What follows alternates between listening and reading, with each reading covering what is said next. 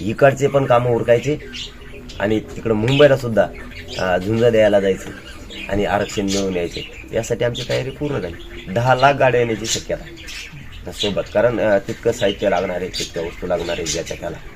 आणि 3 करोडच्या आसपास 100% मराठा त्याच्यात सहभागी होणार. नाव दिलं नाही आणखी, प्रोग्राम तयार झाल्यावर नाव दिलं जाईल, परंतु आंतरवालीतून आम्ही पायी मुंबईकडे सगळे निघालो मराठा आरक्षणासाठी. 26 तारखेपर्यंत आम्ही मुंबईत जाऊ. त्याची तयारी सुरू झाली. मराठी कामं करतायत सध्या शेतातले. 20 दिवसात सगळे शेतीचे कामं उरकून घेऊ. जसं छत्रपती शिवरायपूर्वी लढायला निघाल्याच्या नंतर सगळं सामग्री, पाऊस असो, चिखल असो, वारा असो, मुसळधार पाऊस असो, सगळं साहित्य सोबत असायचं. त्याच वेळेस विजय व्हायचा. त्या स्वराज्याचा विचार घेऊन आम्ही सुद्धा बाहेर जायचं. काय जवळ जायचं नाही, 10-20 किलोमीटर म्हणून गेले उद्या सकाळी आले माघारी. इथं यशस्वी होऊन यायचं.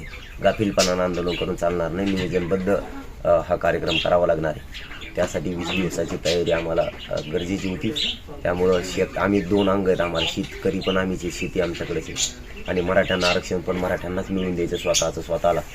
त्यामुळे शेतीचंही नुकसान नाही झालं पाहिजे आणि इकडं मराठ्यांच्या आरक्षणाचं नुकसान नाही झालं पाहिजे.